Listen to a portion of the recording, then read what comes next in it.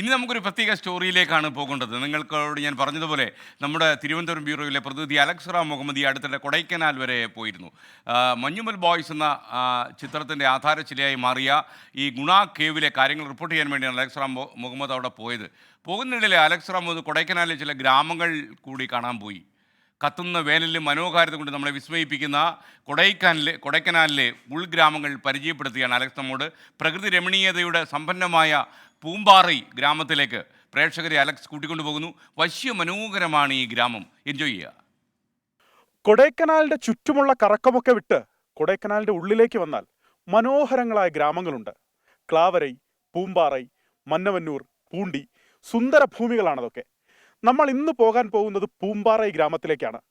കൊടൈക്കനാലിൽ നിന്ന് 21 കിലോമീറ്റർ ഉണ്ട് പൂമ്പാറൈ എന്ന സുന്ദര ഭൂമിയിലേക്ക്.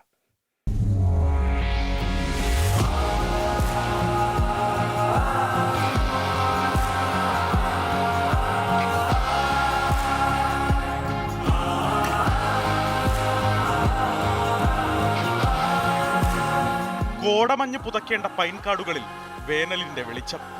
ആനയും കാട്ടുപോത്തും കടുവയും ഒക്കെ വിഹരിക്കുന്ന കാടിന്റെ വഴിയോരത്ത് വാനരപ്പടയും മലയണ്ണാന്മാരും നടത്തുന്ന വെൽക്കം മാർച്ച്. ഒപ്പം ഏതു കത്തുന്ന വേനലിലും ഉള്ളു തഴുകി ഒഴുകുന്ന ആ തണുത്ത ചിപ്പിക്കൽ കൊടൈക്കാറ്റും.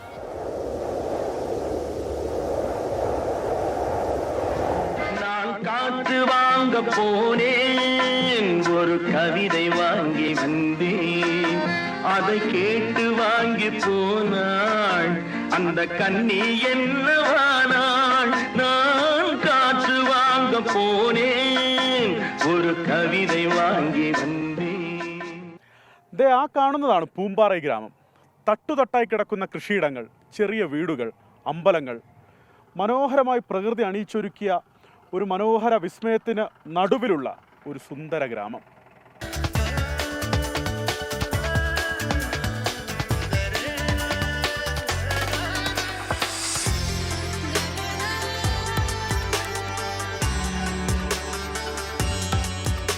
പളനിക്കുന്നുകളുടെ നെഞ്ചിൽ തലവച്ചാണ് പൂമ്പാറൈ ഗ്രാമത്തിന്റെ കിടപ്പ്.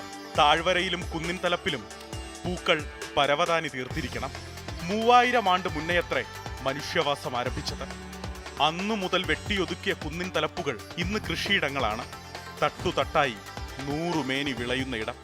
പൂമ്പാറൈ ഗ്രാമം ഒറ്റയ്ക്കൊരു പഞ്ചായത്താണ്. 10,000-അടുത്ത് വരും ജനസംഖ്യ. അതിൽ സിംഹഭാഗം പേരുടെയും ഉപജീവന മാർഗം കൃഷിയും.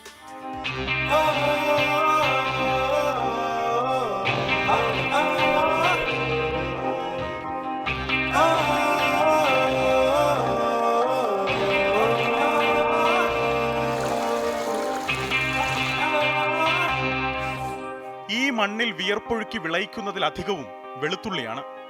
സീസണിൽ എല്ലാ പച്ചക്കറിയും ഇവിടെ വിളയിക്കും. ഇത് വിളവെടുക്കൽ കാലമാണ്. ബീൻസും ക്യാരറ്റും പട്ടാണിയും ഒക്കെ അങ്ങിങ്ങായി കൃഷി ചെയ്യുന്നത് കാണാം. பீன்ஸ், கார்லிக், கேரட், பீஸ், பட்டாணி, பச்சை பட்டாணின்னு சொல்லுவாங்க தமிழில். பீஸ் மெயின் விவசாயம் வந்து கார்லிக். இப்போ இல்லை ஹார்வெஸ்ட் சீசன், ஹார்வெஸ்ட் சார். மற்ற சமயத்தில் ஃபுல்லாக பச்சை பசுமையில் பசுமையாக இருக்கும். இப்போ எல்லாம் அறுவடை ஆகி போச்சு, இதெல்லாம் அறுவடை ஆகிட்டாங்க. இன்னும் ஒரு மாதம் கழிச்சு பார்த்தீங்கன்னா ஃபுல்லாக பசுமையாக இருக்கும். 3 மாதம் கஷ்டப்பட்டால் ஒரு வெள்ளாமை பார்க்க முடியும். அதுவும் கிடைச்சது விலைவாசி கிடைக்காது. அந்த டயத்தில் தண்ணி, காட்டு மாடு எல்லா மிருகம் இறங்கும். தண்ணி கஷ்டம் தான் ஓவர். வெள்ளத்துக்குன்னா ஃபாரஸ்ட் ஒரு டேம் இருக்குது சார். அந்த டேமில் அடைச்சி கொண்டு வந்து அந்த குளத்தில் தேய்ச்சி வச்சுட்டு കാലയിൽ എടുത്ത് പാച്ചു ഫുള്ള. കൃഷിഭൂമി വിട്ട് ഗ്രാമത്തിന്റെ പ്രധാന തെരുവിലേക്ക് എത്തിയാൽ വ്യാപാരം.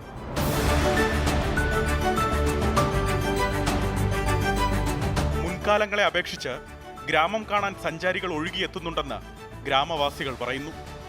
டூரிஸ்ட் ப்ரெஸ்லாம் இங்கே நல்லா நிறையா வருவாங்க. வெள்ளி, சனி, ஞாயிறு டெய்லி இப்போ வருவாங்க. வியாபாரம் எல்லாம் பூண்டி வியாபாரம், காய்கறி வியாபாரம், எல்லா வியாபாரம் உண்டு சார்.